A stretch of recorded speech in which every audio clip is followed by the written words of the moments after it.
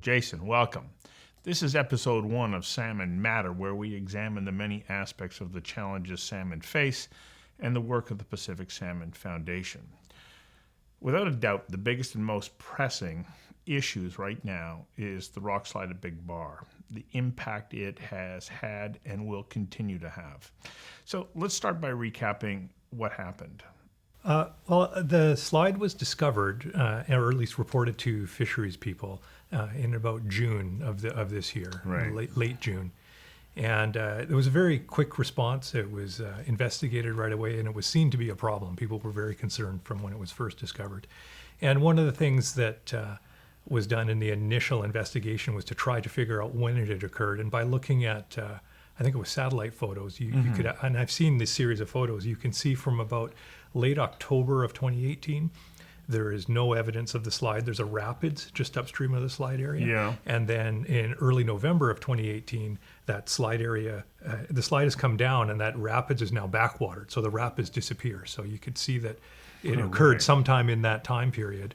And the significance of that is that the spring flood or freshet that would have come through this spring in 2019 was not strong enough to move those rocks in a way that eliminated that barrier, because that's what you might hope for in a good news situation. A slide would come down in the fall, but the spring freshet would move it out. So these rocks are really big, and there are a lot of them. And that causes a significant barrier for salmon to get beyond the slide to get back to their spawning grounds. Yeah, that's right, Stu. At the high water period, when the earlier salmon come up the Fraser River, so in late June, early July into August. When we have that maximum spring runoff, right? That's right. Yeah. And so there's a drop. The drop there this year was estimated to be somewhere between 5 and 6 meters at its highest. So you have a mini waterfall or plunge right in the middle of the Fraser River with all of that water.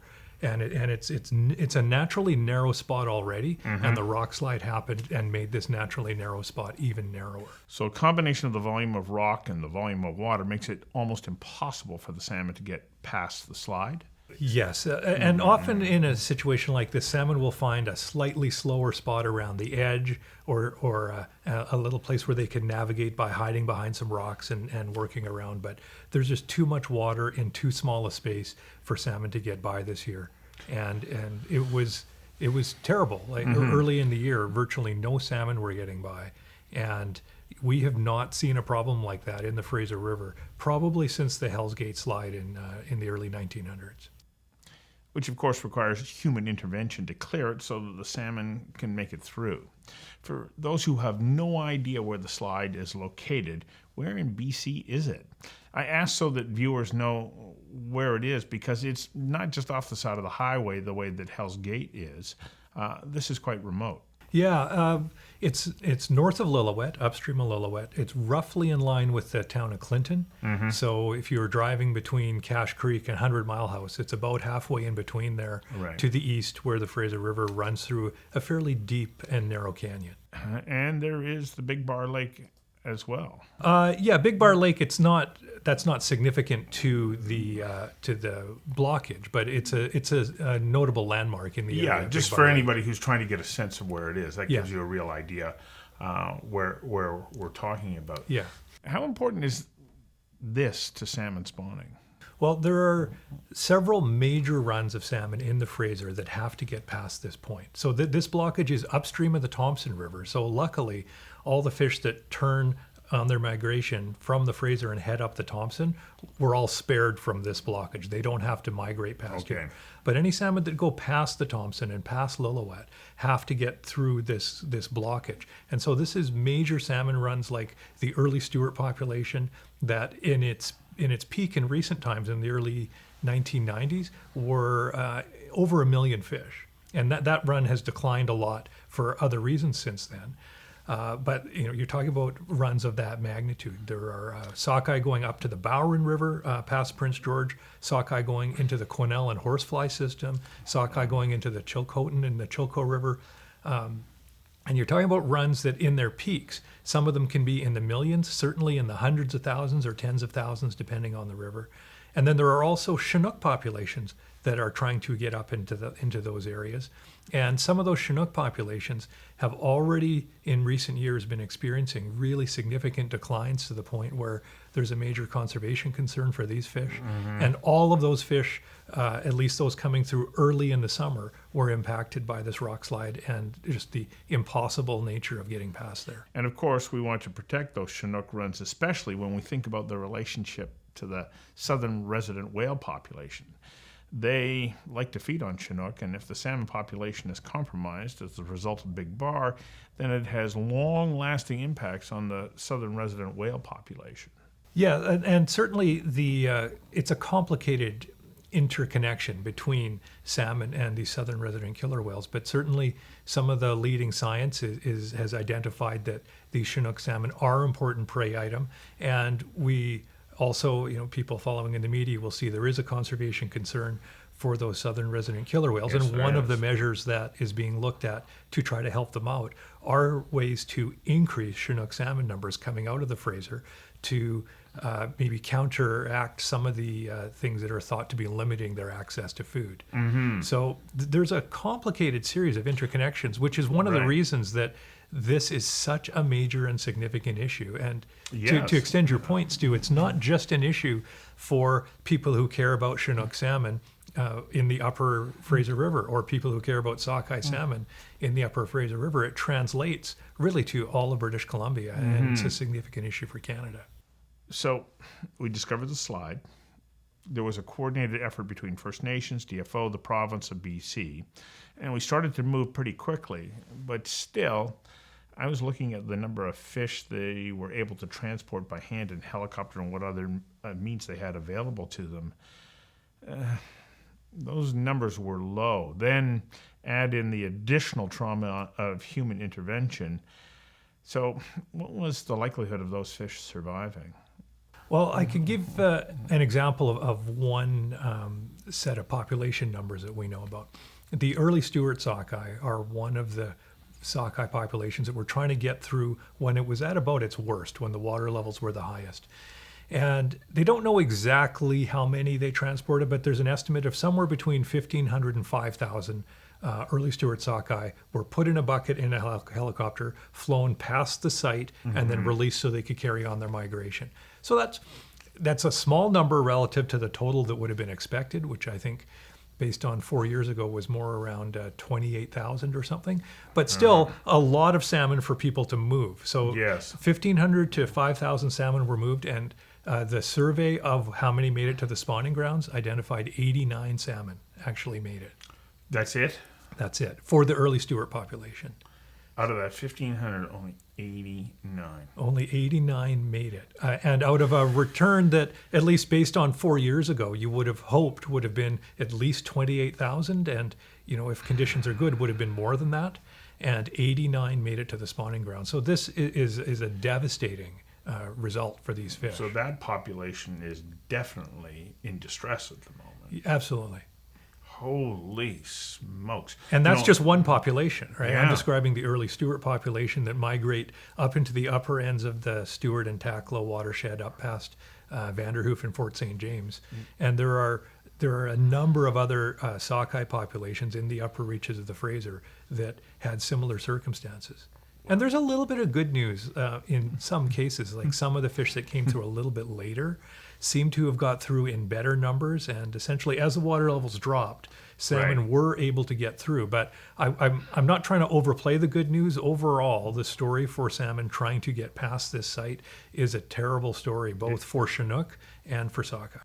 Yeah, it's a terrible story. And when you take a look at the site, yes, they move quickly, but still, to go in and mitigate the impact, you have to wait for water levels to start to drop.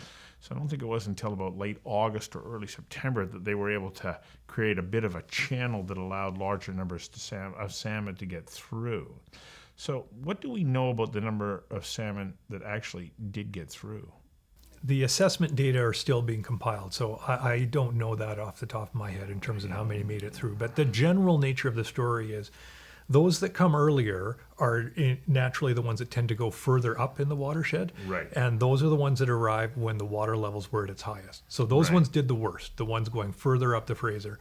The ones that had a shorter migration, that were maybe going up into the Chilcotin or up into the Quesnel, had a little bit easier time because water levels were dropping as summer went on. And around late August, I think they were detecting fairly ready fish passage past that site for all the fish that were stacking up. So fish that came through later maybe had a hard time, but not so much that they couldn't get through and continue their migration to the spawning grounds. Well, human efforts were able to start to clear a little bit of a channel at that point, but Well, you got to be careful there. Not don't sure. You? Well, not sure No? how much benefit that actually had, and this is not at all to criticize the effort. As you alluded to, the effort was significant from the federal government, provincial government, First Nations, and then a number of other entities that joined in to help. And I could say, as somebody who spent a long time working for the Department of Fisheries and Oceans, that it was an exceptional effort and very, very high degree of coordination. Yes. And I was invited out to the site in the summer and saw some of the work that was going on. There were hundreds of people working very, very long hours, working very, very hard, putting their heart and soul into trying to look after these salmon, doing everything they could. But it was dangerous. The water level was high. The rock slopes were unstable, so the scalers were trying to make it safe for people to work at the bottom. And you're in a very, very deep and steep and narrow canyon. Oh, yeah, you where would even not doing wanna get things swept like away. flying Yeah. a helicopter in there is dangerous. Running a boat in there is dangerous. Right. So the effort was monumental.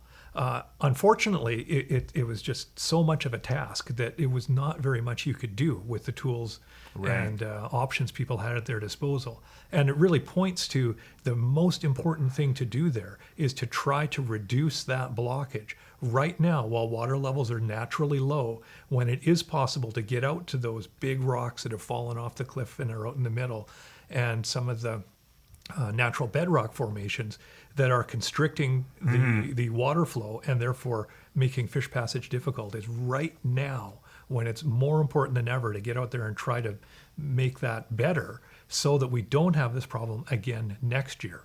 Yeah. Because if it sits there like that right now, even with all of the thousands of hours and millions of dollars that were spent this year, we're unlikely to be able to move by human intervention the large numbers of fish that will be showing up again. That, of course, begs the question, where do we go from here? What are the next steps? And what's the window of opportunity that we have? Well, my understanding, based on information that I've gathered and people have shared with me, is that water levels typically come up in that area around March 15th. So, nature can do different things, sometimes a little sooner, sometimes a little later. But once water levels start to come up, it will get much more difficult to get out and work on the rocks, because essentially it's hard to imagine until you've been there, but the rocks are enormous. They're bigger than your studio here. Wow. And it takes, it's not something that you can just put an excavator or some kind of typical heavy machinery in there and you move couldn't it get it around. there. The treatment, as best I understand it, and I'm certainly no engineer or large rock expert, is to try to break and blast those rocks to make them smaller, make passage of the water and of fish more free, and ideally break those rocks up into smaller particles that the river can move out of the way and make salmon passage occur naturally. That's one of the things that they did at Hell's Gate, didn't they? They went in and Well, my understanding is that was done, and a man-made fishway, as is there today, was also built. And so treatments like that may also be necessary here. But I think the first thing to do, given the limited time, is to do everything we can to try to make that constriction not so much of a problem. Blast those rocks, break up the bedrock, and reduce that problem that came from this rockfall. And there really is very, very little time, because as we saw in the interior, I came down this morning, it snowed last night. It snowed all the way through the Coquihalla down into the valley bottoms. And you can imagine how much harder it will be to work as winter conditions come. So getting out there sooner than later and doing everything that can possibly be done to remove that constriction is what I think we should be working on. Add in the fact we're starting to see early accumulations of snow. Well, that's moisture that's being stored and will eventually turn into massive volumes of water, making it all the more important that we act quickly. Now, of course, safety is a major concern. We don't want the people who come to remediate the problem get hurt because the work is tricky. Also, who's responsible to do this work? Certainly, the Department of Fisheries and Oceans has a responsibility for salmon, and I think the federal government through DFO is very, very active in working on that. The provincial government also have a role in terms of responsibility for land and water management, and First Nations certainly have a role in terms of their leadership around managing for salmon, other natural and cultural and spiritual resources that they manage. I saw images of the Premier of BC out there assisting, so obviously the province cares. And it's my understanding the First Nations communities that are to be credited first for calling attention to and then responding to the slide. But moving forward, addressing this unfolding tragedy will have to be a coordinated effort, won't it? Well, I think so. And again, I certainly appreciate and applaud the very, very significant effort that went on this summer from all of the parties that were involved, the First Nations, the federal and provincial governments. But I do remain very, very concerned that here we are into middle of November. You know, this problem has been worked on since it was discovered in June. But at this point, there has been no major intervention to try to break those rocks. There's been no blasting or any major action on site yet. And so I do know that the Department of Fisheries and Oceans are working with others on advancing those plans, but I remain concerned that at this point, action hasn't been taken, and there are really not very many weeks left before water levels will come up. Well, it's November the 12th as we record, and I understand we're looking at about 17 odd weeks from now, and probably closer to 12 weeks from the time we air this episode. So the time to act is now.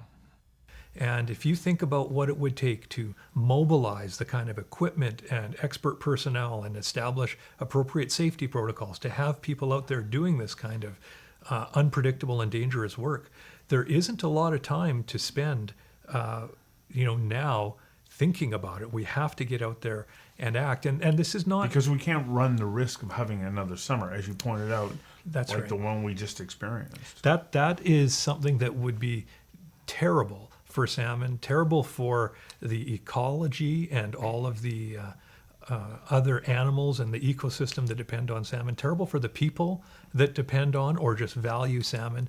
And in some cases, we might be talking about something that could start to push some of these stocks on a path towards extinction that we might not recover from.